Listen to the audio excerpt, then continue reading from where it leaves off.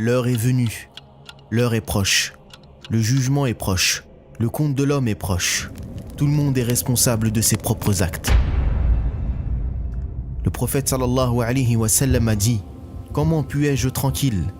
Et le propriétaire de la trompe, le gardien de la trompe, l'a élevé jusqu'à sa bouche, attendant attentivement le signal de son Seigneur. Quand la trompe sonnera, tout ce qui se trouve dans les cieux et sur la terre sera détruit, car le trémor, le bruit, la vibration, le tremblement de terre de cette heure-là est une chose immense. La création change, les montagnes volent, la terre est détruite, les bâtiments s'écroulent, tout ce que vous connaissez est en ruine, la plus catastrophique des catastrophes dans l'existence de la création, et c'est le premier coup. On l'appelle le coup de la destruction. Allah demandera « Qui reste ?» Mais personne ne répondra. « Qui reste-t-il ?» Mais personne ne répondra. Il n'y a plus rien.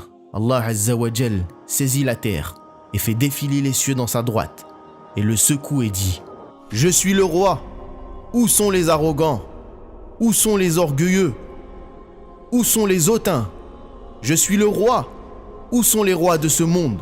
À qui appartient la domination aujourd'hui? Qui est le propriétaire des cieux et de la terre aujourd'hui? À Allah, le Seigneur de l'honneur et de la grandeur. Il n'y a rien d'autre qu'Allah. Il n'y a rien d'autre qu'Allah. C'est comme ça que ça a commencé. Et c'est comme cela que ça va finir. Rien de vivant sauf subhanahu wa ta'ala. Et puis après une période de 40 ans, Allah fera descendre une eau du ciel, grâce à laquelle les gens pousseront comme poussent les légumes. Tout le corps de l'homme disparaîtra, à l'exception d'un seul os, à savoir le coccyx. C'est à partir de cet os que les hommes seront ressuscités le jour de la résurrection. Il ressuscitera ainsi Israfil. Donc le souffleur de la trompe sera ressuscité.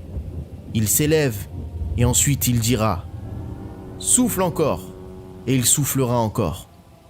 Ils seront debout et regarderont quand la terre se met à trembler et sort le lourd fardeau qu'elle portait, comme le corps des milliards de personnes qui sont venues et parties. Ils seront ressuscités. La terre est une terre différente. Le sol est blanc. Comment sont-ils ressuscités? Le prophète sallallahu alayhi wa sallam a dit « Pieds nus, nus, non circoncis ». Donc Aïcha radiyallahu anha a dit « Ya Rasulallah, sommes-nous nus? Les hommes seront nus.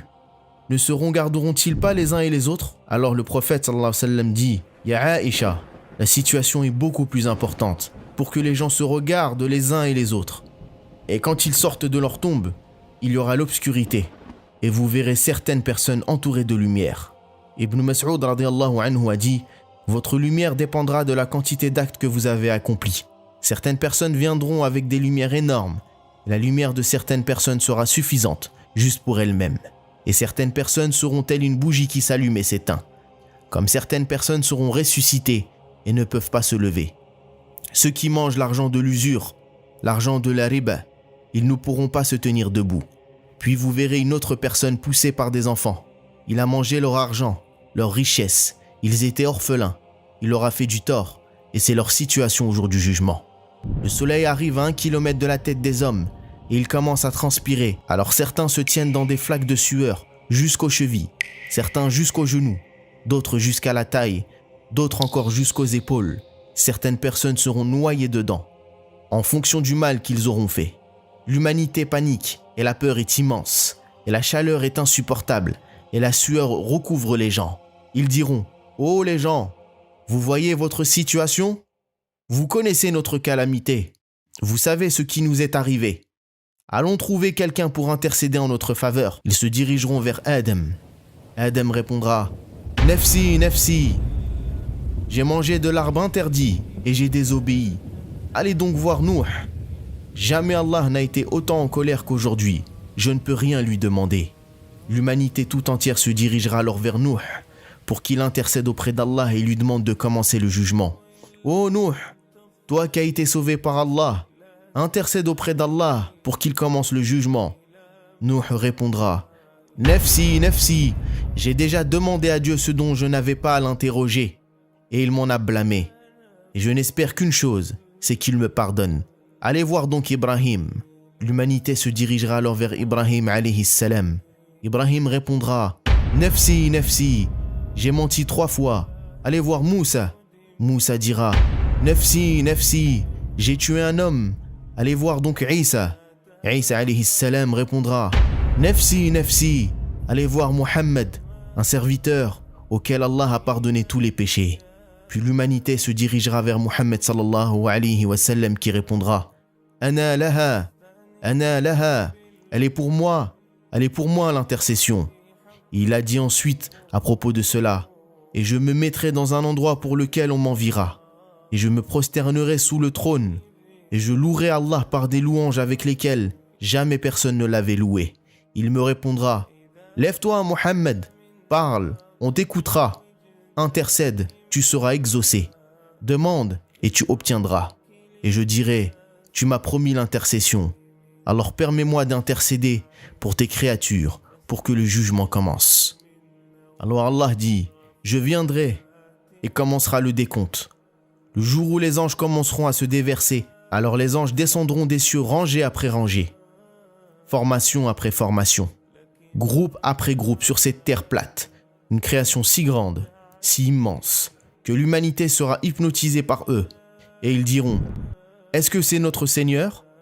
Alors les anges diront « Non, non, il viendra d'une manière digne de sa majesté. » À ce moment, la partie la plus dure du jour du jugement vient, la venue du feu de l'enfer, qui est retenu par 70 000 chaînes. Chaque chaîne est tenue par 70 000 anges. Il n'y a pas de scène plus terrifiante, le jour du jugement, que cette scène. Et quand le feu de l'enfer arrivera, toutes les créations d'Allah tomberont à genoux. Tout ce qu'ils se diront, c'est « Oh Allah, protège-nous » et l'humanité se dirigera vers la terre où ils se tiendront devant Allah subhanahu wa ta'ala et seront rendus responsables de leurs actes. Leur livre commencera alors à apparaître et leurs livres leur seront donnés. Ils seront alignés sur une ligne. Il n'y a pas un mot qui est prononcé. La première parole dans le jour du jugement est celle d'Allah Azza wa Jal à notre père Adam et il dira « Ya Adam, sépare la partie de l'enfer de tes enfants. » Alors il dira « Et quelle est la proportion de l'enfer ?» Alors Allah dira « De chaque 1000, 999 pour le feu. » La balance sera mise en place. La Ummah de Muhammad sallallahu alayhi wa sallam sera la première Ummah à être jugée. Ce qui se passera, c'est que le prophète sallallahu alayhi wa sallam nous mènera au trône et toute la création d'Allah. Ils regarderont et ils diront « Qui sont ces gens ?» Et vous marcherez la tête levée et le jugement commencera. Sakinativu.